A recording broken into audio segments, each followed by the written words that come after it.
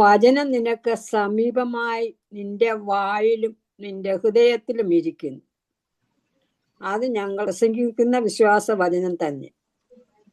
യേശുവിനെ കർത്താവെന്ന് വാഗൊണ്ട് ഏറ്റുപകയും ദൈവം അവനെ മരിച്ചവരിൽ നിന്ന് ഉയർത്തെഴുന്നേൽപ്പിച്ച് എന്ന് ഹൃദയം കൊണ്ട് വിശ്വസിക്കുകയും ചെയ്താൽ നീ രക്ഷിക്കപ്പെടും.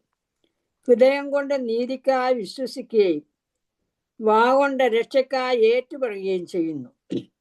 അവനിൽ വിശ്വസിക്കുന്നവൻ ഒരുത്തനും ലജ്ജിച്ചു പോകുകയില്ല എന്ന് തിരുവെഴുത്തിൽ അരുളി ചെയ്യുന്നുവല്ലോ. യഹൂദനെന്നും യൗവനനെന്നും വ്യത്യാസമില്ല, എല്ലാവർക്കും കർത്താവ് ഒരുവൻ തന്നെ. അവൻ തന്നെ വിളിച്ചപേക്ഷിക്കുന്ന എല്ലാവർക്കും നൽകുവാൻ തക്കവണ്ണം സമ്പന്നൻ ആകുന്നു. കർത്താവിന്റെ നാമത്തെ വിളിച്ചപേക്ഷിക്കുന്ന ഏവനും രക്ഷിക്കപ്പെടും എന്നുണ്ടല്ലോ. എന്നാൽ അവൻ വിശ്വസിക്കാത്തവനെ എങ്ങനെ വിളിച്ചപേക്ഷിക്കും? അവർ കേട്ടിട്ടില്ലാത്തവനിൽ എങ്ങനെ വിശ്വസിക്കും? പ്രസംഗിക്കുന്നവൻ ഇല്ലാതെ എങ്ങനെ കേൾക്കും? ആരും അയക്കാതെ എങ്ങനെ പ്രസംഗിക്കും? നന്മ സുവിശേഷിക്കുന്നവരുടെ കാൽ എത്ര മനോഹരം എന്ന് എഴുതിയിരിക്കുന്നുവല്ലോ. എങ്കിലും എല്ലാവരും സുവിശേഷം അനുസരിച്ചിട്ടില്ല. കർത്താവെ ഞങ്ങൾ കേൾപ്പിച്ചത് ആർ വിശ്വസിച്ചു എന്ന് യെശയ്യാവ് പറയുന്നുവല്ലോ.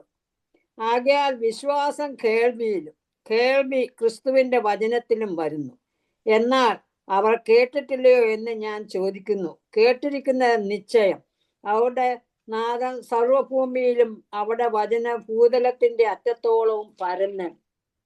എന്നാൽ ഇസ്രായേൽ ഗ്രഹിച്ചില്ലയോ എന്ന് ഞാൻ ചോദിക്കുന്നു.